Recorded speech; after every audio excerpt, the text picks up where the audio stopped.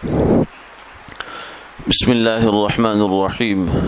نحمده ونصلي ونسلم على رسوله الكريم أما بعد عن أبي أيوب الأنصاري رضي الله تعالى عنه قال جاء رجل إلى النبي صلى الله عليه وسلم فقال عظني وأوجز فقال لا تكلم بكلام تعذر منه غدا أو كما قال عليه الصلاة والسلام۔ حضرت ابو ایوب انصاری رضی اللہ تعالی عنہ سے مروی ہے کہ رسول اللہ صلی اللہ علیہ وسلم کی خدمت میں ایک صاحب حاضر ہوئے اور عرض کیا کہ مجھے کوئی نصیحت فرما دیجیے لیکن مختصر ہو۔ تو آپ نے ان سے 3 باتیں فرمائیں، جن میں سے دوسری بات یہ تھی کہ تم ایسی بات نہ کرنا کہ جس بات کی کل تمہیں معذرت کرنی پڑے، یعنی آج ایسی بات کر دی کہ ابھی تو جذبات میں تھے، غصے میں تھے یا کسی اور کیفیت میں تھے کہ منہ سے زبان سے بات نکال دی، لیکن جب اس کیفیت سے انسان باہر نکلا، غصہ ٹھنڈا ہو گیا، جذبات مدھم پڑ گئے، دھیمے پڑ گئے،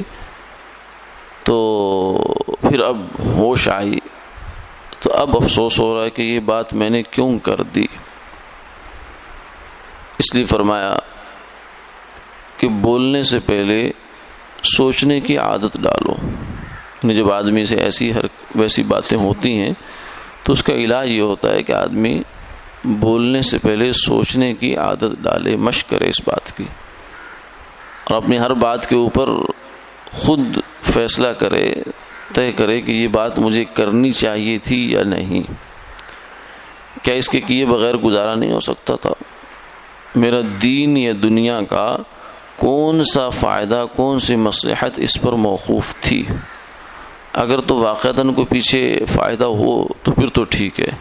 لیکن اگر کوئی فائدہ نہیں ہے تو پھر یہ لا یعنی ہے، یعنی ایسی بات ہے جس کا کوئی مقصد نہیں ہے، وقت کا ضیاع ہے۔ اتنا وقت آدمی اگر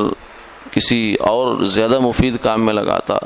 کوئی اللہ اللہ کر لیتا، کوئی تسبیح کر لیتا، کوئی ذکر کر لیا کرتا،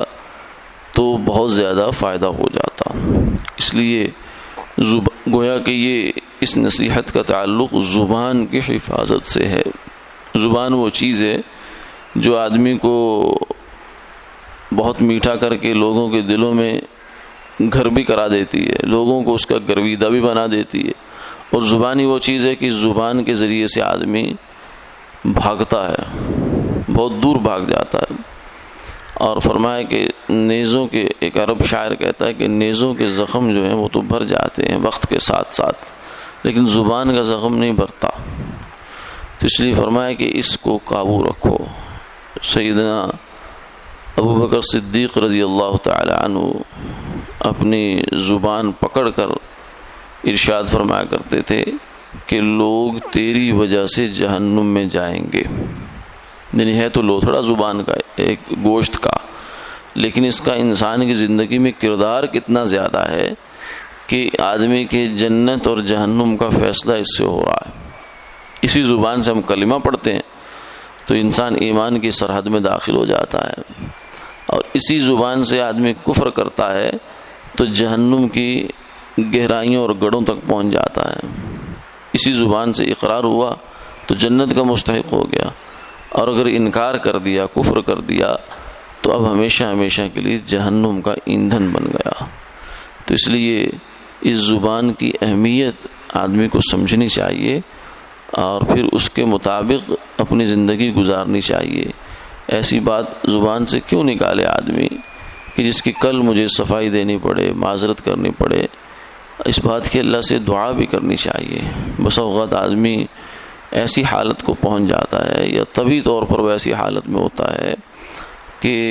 اسے پتہ ہی نہیں چلتا بیچارے کو کہ میرے ساتھ ہو کیا رہا ہے۔ جب بات کر لی پھر اب پچھتاوا ہوتا ہے کہ یہ بات مجھے نہیں کرنی چاہیے تھی، اور یہ بھی بڑے خوش نصیب لوگ ہوتے ہیں جنہیں یہ احساس ہو جاتا ہے کہ مجھے ایسا نہیں کرنا چاہیے تھا،